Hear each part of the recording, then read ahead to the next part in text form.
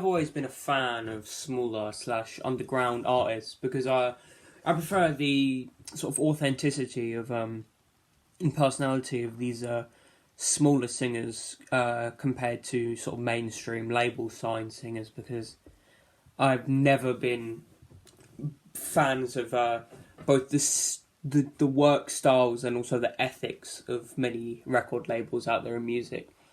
So I've always steered towards smaller, unsigned, sort of one person.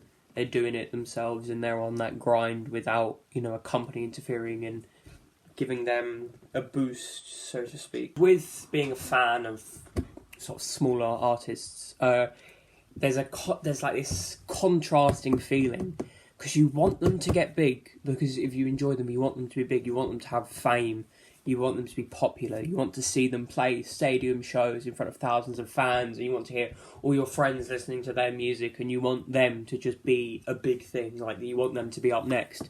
But then also a part of you is like, well, I don't want them to blow up because they have this small following and it feels special, and like I like them being like a secret small thing, and just having me be the only one of my friends who listens to this person or this band, and it's like that exclusivity, that rareness of it, and you get that contrast of, yes, I want them to be big, but I enjoy them being like my thing. Like none of my friends listen to this music, and I can introduce certain people to it, and it's like they've never heard it, and no other friend would do that, and it's just, you don't know which one you want more, but you want both of them.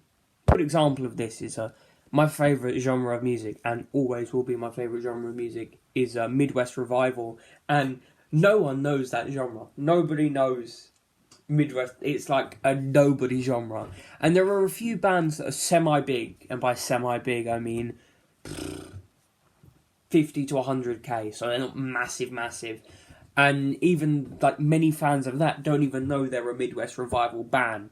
So there are so many of these bands that are in this niche that nobody listens to, that I want to blow up because they have the potential to be big, but I like having them as this small, is this thing that only I listen to and a very few select people. It's like a club.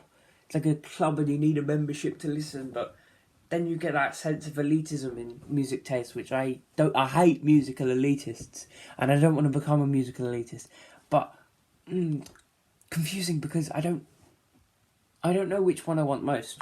But it's definitely with some bands, well, most bands that are small, I have these two feelings, but there are definitely some where I can draw a division and pick one side that I want, but it's always a confliction, if that makes sense. In the underground rap community, which I sort of I'm into that, so I keep kind of track of lots of smaller artists, and definitely that seems like the genre where people blow up fast. That definitely is like underground rap artists blow up much faster than, say, underground rock artists or underground this or that. That is definitely, you have the quickest come up if you are going to blow up. So I've been in that for like 2-3 years. So some people at the very beginning I was into, they're now blowing up, but there's definitely some now who are still small, and sorry, my phone's going off. Are still small and haven't blown up yet, but I want to blow up. But I enjoy having as just that personal thing. It's like I can introduce them to one or two of my friends, and we can have that thing as our thing. But I know it's kind of selfish, isn't it? But it feels nice, because I just want to prove that I'm not selfish in this matter. I just give you some of these smaller artists I want to blow up, definitely. 5EB, he's a very good rapper. British, but he kind of goes, I think he's from London, I think, but he kind of merges American and British style of rap. Little Rosie, very good. Goth, but with an X instead of an O, he's very good.